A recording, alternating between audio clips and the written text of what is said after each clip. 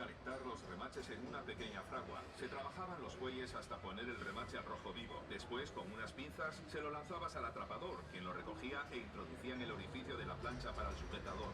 Al otro lado, de contra las planchas externas, se podía oír en toda Belfast. Algunos de los muchachos acabaron...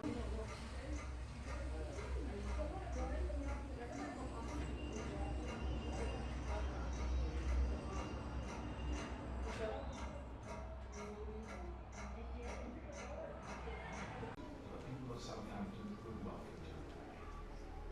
By April 10th, Shell had been fully provisional, including £75,000 in fresh meat, 40,000 eggs, 1,000 sweetbreads, and 8,000 all with